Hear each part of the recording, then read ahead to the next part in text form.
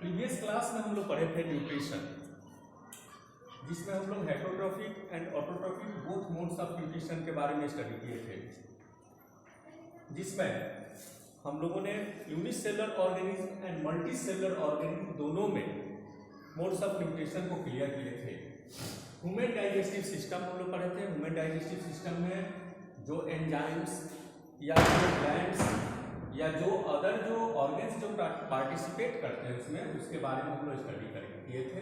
आज के क्लास में हम लोग रेस्पिरेशन को पढ़ेंगे, यानी कि जब फूड जो फूड यूटिलाइज हो जाता है, जो फूड जो है बॉडी सेल्स के अंदर चला जाता है, जो फूड एब्जॉर्ब कर लिया जाता है, वो फूड का क्या होता है, जो न्यूट्रिएंट्स हमारे बॉडी में एब्जॉर्ब हुआ होता है, उसका क्या हम लोग करते हैं, रेस्पिरेशन। रेस्पिरेशन को समझना है कि the combustion of food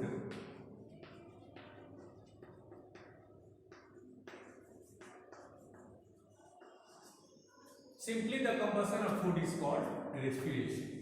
simply हम लोग इसको कर फूड का कंबस्ट होना ही रेस्पिरेशन कहलाता है। तो इसमें क्या होता है कि रेस्पिरेशन में फूड जो है ऑक्सीजन के प्रेजेंस में कंबस्ट करता है और ये CO2 प्लस H2O और प्लस एनर्जेटिक कंटेंट्स में कन्वर्ट एनर्जी देता है।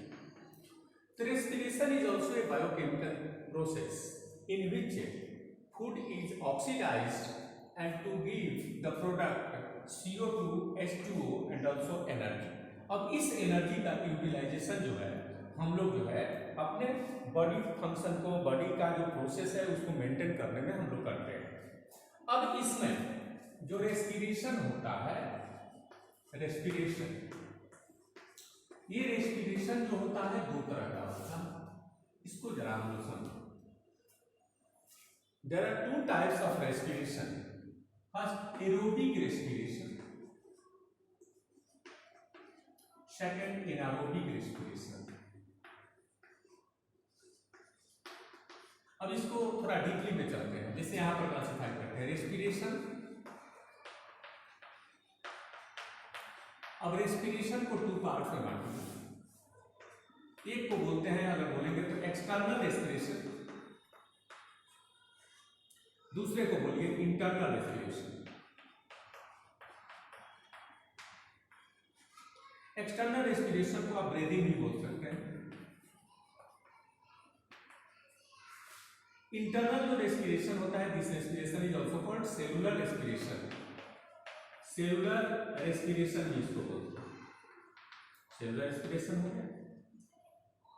इंटरनल रेस्पिरेशन, अब इंटरनल रेस्पिरेशन जो ये होता है दो तरह का होता है। यहाँ पे आ जाएगा ये कौन सा रेस्पिरेशन है, तो यहाँ पर हम क्लियर करेंगे कि ये हम लोग का इंटरनल रेस्पिरेशन।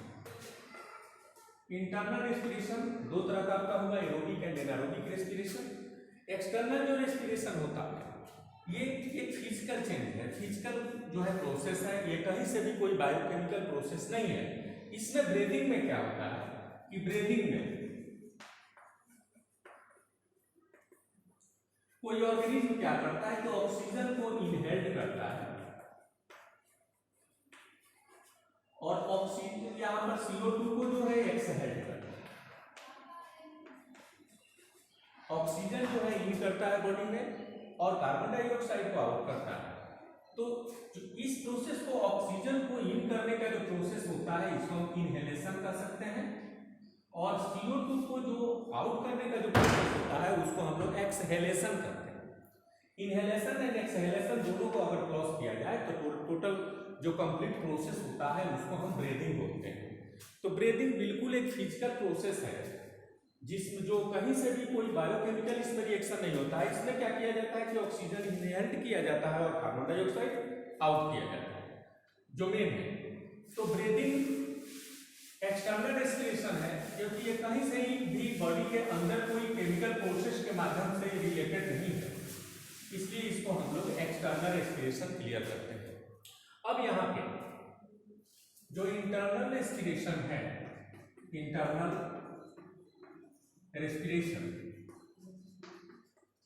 इस इंटरनल रेस्पिरेशन में हम आपको बताएंगे। जो फर्स्ट है आपका aerobic respiration. Aerobic respiration. Such types of respiration which takes place in the presence of oxygen, मतलब वैसा रेस्पिरेशन का प्रोसेस जो ऑक्सीजन के रहने पर ही पॉसिबल है उसको एरोबिक रेस्पिरेशन कहते हैं। अब जितने एरोबिक ऑर्गेनिज्म हैं उन लोगों में एरोबिक रेस्पिरेशन होता है, यानी कि जिनको रेस्पिरेशन के लिए ऑक्सीजन की नीड होती है वो एरोबिक रेस्पिरेशन में आता है। तो एरोबिक रेस्पिरेशन क्लियर हो गया कि ये in the presence of oxygen में होता है। तो इसमें होता क्या है इसको समझिए। इसमें क्या होता है कि ग्लूकोज जो हम लोग फूड लेते हैं, जो फूड एब्जॉर्ब फूड हम लोगों के बॉडी में जो आता है वो ग्लूकोज होता है। ये ग्लूकोज जो है इसका ग्लाइकोलाइसिस होता है। बताएंगे कि ग्लाइकोलाइसिस क्या है, तो ये क्लियर कर देंगे। ग्लूकोज का ग्लाइकोलाइसिस होता है, ये पाइरूवेट में बदलता है, पाइरूवेट में बदलता है। और in the presence of oxygen, oxygen के प्रेजेंस में ये क्या करता है कि पाइरूवेट आपका टूटता है, कार्बन डाइऑक्साइड, वाटर और एक चीज जाने 38 एटीपी मॉलिक्यूल्स देते हैं। इस पर भी डिस्कशन करेंगे कि एटीपी मॉलिक्यूल्स ऐसे आप जान जाए कि एटीपी हाई एनर्जेटिक कंटेंट्स है जो लाइफ प्रोसेसेस को मेंटेन करने के लिए किसी भी ऑर्गेनिज्म को जरूरत पड़ता है। तो इसका फुल फॉर्म होता है एडिनोसिन, टी मींस होता है ट्राई, फॉस्फेट होता है एडिनोसिन ट्राइफॉस्फेट। प्रीवियस जो चैप्टर में हम लोग पढ़े थे फोटोसिंथेसिस, उसमें हमने बताया था पहले ही मैकेनिज्म ऑफ फोटोसिंथेसिस। उसमें आप बखूबी आप समझे होंगे कि एटीपी का फॉर्मेशन कैसे होता है।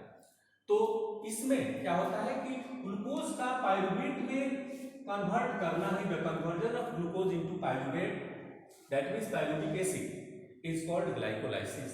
और ये जो पूरा प्रोसेस होता है, ये प्रोसेस हम लोगों के माइटोकॉन्ड्रिया में होता है। सेल के अंदर हम लोग 9th क्लास में पढ़े थे power house of the cell, जिसमें माइटोकॉन्ड्रिया पढ़े थे। तो उस माइटोकॉन्ड्रिया के अंदर ग्लाइकोलाइसिस होता है, यानी कि रेस्पिरेशन का जो एरोबिक रेस्पिरेशन का जो प्रोसेस होता है वो कंप्लीट आपको जो है माइटोकॉन्ड्रिया के अंदर होता है। एक सेल ऑर्गेनेल्स है जो एनर्जी प्रोड्यूस करने की कैपेसिटी रखता है। तो एरोबिक रेस्पिरेशन क्लियर हो गया कि वैसे मोड ऑफ रेस्पिरेशन को कहते हैं जिसमें कोई ऑर्गेनिज्म ऑक्सीजन के प्रेजेंस में अपने फूड का जो है कंबशन करता है, फूड का यूटिलाइजेशन करता है, फूड को एटीपी मॉलिक्यूल्स में कन्वर्ट करता है।